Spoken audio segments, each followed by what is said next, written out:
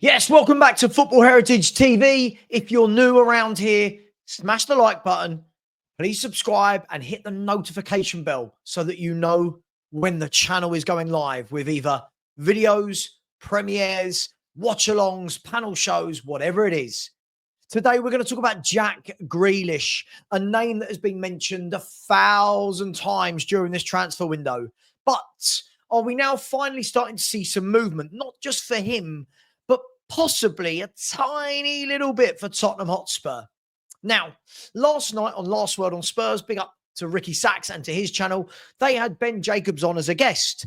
And Ben Jacobs said that Jack Grealish had been a name that had been mentioned at Spurs 2 or 3 weeks ago, but we had decided to go for other targets and that we weren't going to pursue any deal for the England international and obviously Manchester City's all-time transfer fee. £100 million, if you remember, 4 years ago. However, things have changed for Tottenham Hotspur since then. Things have moved. And as with anything in football, and especially in the transfer window, you have to be able to adapt. You have to be nimble. You have to be on your toes. And you have to be ready to change tact like that. And that is certainly where Tottenham Hotspur find ourselves. The injury to Kulusevski, we already knew that he might not be back until the end of September, possibly October. But then because of the injury he had, we know that it's going to take 3, 4, 5 weeks for him to get back into any sort of fitness. So now you're looking at the end of October, mid-November, before you've got a fully fit Kulusevski. Now, that was okay because James Maddison was coming back. James Maddison had started to get a few minutes here, a few minutes there, and then he went down. He went down, and he went down painfully. The look on his face, he was clutching his face the whole time. He went off on a stretcher. And then Thomas Frank described it in a way where you think, this guy's not going to play, certainly not for the rest of this calendar year. Now, I might be wrong, but of course, with an injury like that on the knee, you have to wait for the swelling to go down before you can assess how long it's going to be. But from the pain on his face, it looked like this was a long one. So with that being said, Kulusevski, James Maddison, the two creators at Tottenham Hotspur, without either of them, it leaves Tottenham blunt. Tottenham Hotspur are a blunt instrument at the moment. Thomas Frank will sort us out of the back. You've seen it already. Defensively, he will make us solid. He's brought Paulinho in to sit in front of them as a number 6 to make it even more solid. Or some might say to solidify, which is the word I should have used in the first sentence. But that's all well and good. It's all well and good being strong at the back. It's all good protecting them in midfield. But if you've got nothing going forward, it's going to be a long season and very difficult to close out games. Otherwise, you are left relying on your back four to keep you in every single game. Now, we know that Tottenham aren't very strong on the left wing. Odegaard and Tell, both of whom people say we can see something, but as of yet, we've never seen good numbers from either of them.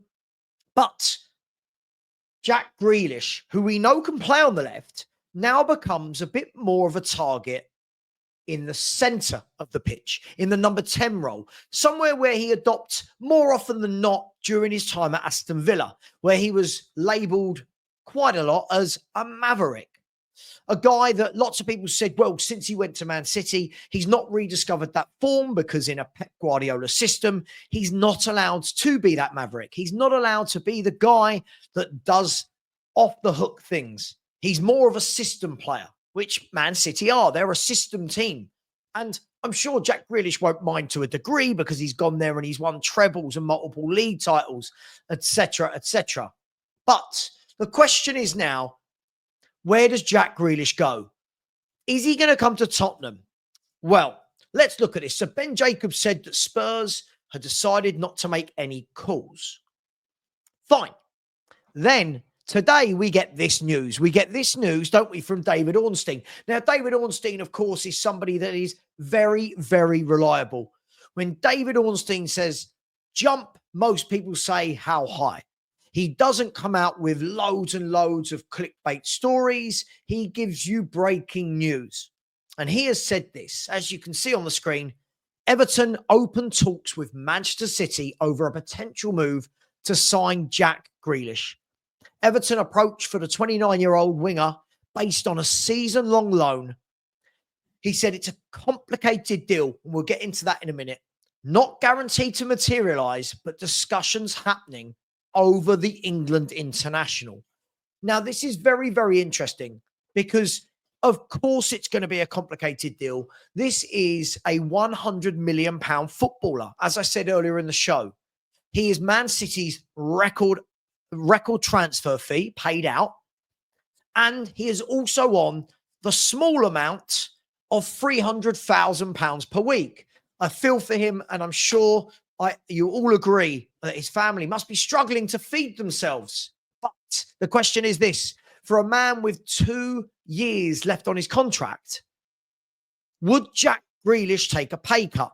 Now, let's have a look at this. If it's going to be a loan, of course he won't take a pay cut, because a loan means, hey, I'm still a Man City player. I'm still on my contract, or I'm still got my contractual obligations of £300,000 a week. That means it's then down to, in this circumstance, Everton and Man City to agree, right, we'll pay. Everton can say, we'll pay 100, can you pay 200? And City will come back and go, no, we'll pay 100, you pay yada, yada, yada. If it was a permanent transfer, you're looking at a very different scenario. Not many teams in the world will be able to pay Jack Grealish 300 grand a week. So if it was a permanent move, you would be looking at him possibly having to take a pay cut. But Everton are not in Europe. So does that make them an attractive proposition for Grealish? Now, it might do, because they're going to guarantee him first team football. But he might also, as Sky Sports just said, listening to Damesh Shev, said he might be seeing this as a stepping stone. And he said that he feels that the floodgates might open now for people knowing that Jack Grealish is available in the market, and that could open the door for other clubs to come in and put in a loan bid. Now, this is where you lot care. Tottenham Hotspur. So, Fabrizio Romano, just going back a second, Fabrizio Romano said in his transfer video earlier that Tottenham in the last few days have called Man City to test the waters. Now, what does that mean? I don't know. Test the waters. It's like when I ask my wife, can I go out with the boys tonight? I'm testing the waters. I'm looking for the facial expressions. Am I allowed out? Am I not? This is what Tottenham did. They tested the waters. What are the deal conditions? Is he allowed to leave? Is it going to be a permanent, or is it going to be a loan? What do you prefer, City? Now, Tottenham apparently haven't followed up on that. But Ben Jacobs today has said that now Everton have bid that Tottenham might throw their hat in the ring. Might. We're monitoring. We're keeping tabs. We're testing the water. Yada, yada, yada. But it makes sense. Tottenham Hotspur could bring in Jack Grealish on a year-long loan, knowing that he can play on the left, and now, more importantly, that he can also play in the number 10 role. Now, there's lots of people that don't like him on the left because of the lack of pace, but that would have him in the number 10. And there are a lot of people that wouldn't have him in the number 10. They want him on the left because he can play out there wide, get free kicks that allow Spurs to build momentum and stay further up the pitch.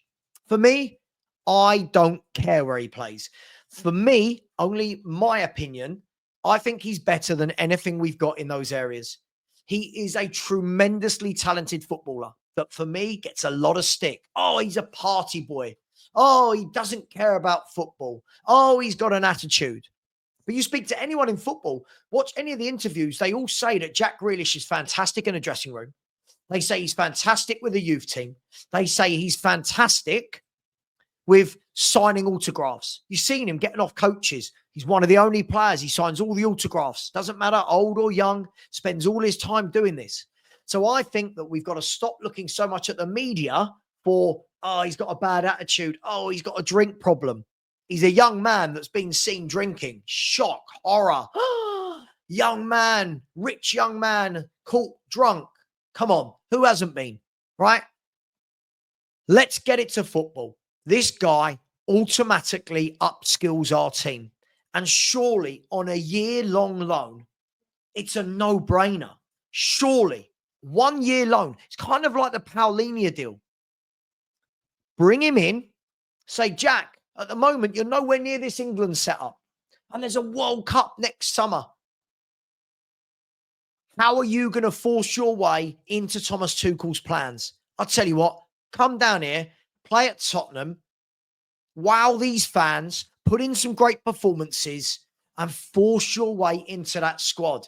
And of course, he's in a very competitive area, isn't he? On the left, where England have a lot of players, and in the central areas. But he's good enough to be there. But he needs the consistency. And yes, people always do this thing. They go, oh, he only played X amount of minutes last year. He's finished. Well, can't people resurrect their career? Are we truly saying that someone at that age, what is he, 29, 28, whatever he is, that he's finished? Are we truly saying that none of us have ever worked at a company where things have gone a bit stale, you're a bit down, you're not putting in your best performances, but then you get that move to a new company, new colleagues, new manager, new style, new location. Suddenly, you feel a bit better. The old you comes back to play, doesn't it? And I truly believe that that's where we could be with Grealish. And I do think that too many football fans label people. They're washed. They're finished. He's shit. He's crap. I don't genuinely go along with that. He's not 37 and finished. He's still young enough to recapture his form. And for me, I truly believe if Tottenham don't go in for this, I believe that we are missing a massive, massive trick. It's a year loan. Forget about the wages. You're going to have to pay top money for top players. Go halves with City. Pay 200, whatever it is. For me, this is a no-brainer, especially on a year loan. And I'm asking you, would you take him? Would you be more inclined to take him knowing that it's a 1 year loan with an option or an obligation, maybe? A try before you buy, if you will. For me, I'm just looking at the squad from the attacking midfield area forward. And other than Kudus, I'm very underwhelmed.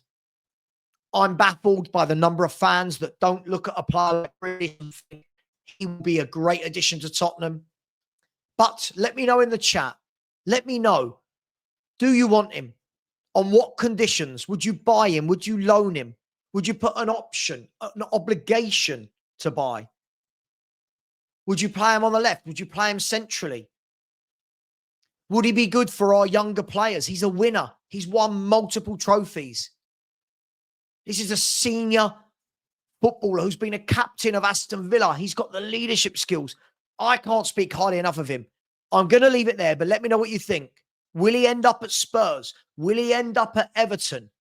Can Spurs hijack the Everton deal? Will someone else come in for him? And Everton and Spurs are irrelevant. Let me know your thoughts. For me, this should be a no-brainer. Take care. Much love. Please smash the like button. Please subscribe and hit the notification bell. We'll be back in the morning, followed by Bayern Munich versus Tottenham live watch along. And then in the evening tomorrow, we have got the Spurs 5, which is always fiery. Lots of debates, lots of arguing, but always with your interests. Take care, everyone. Much love. And as always, come on, you Spurs.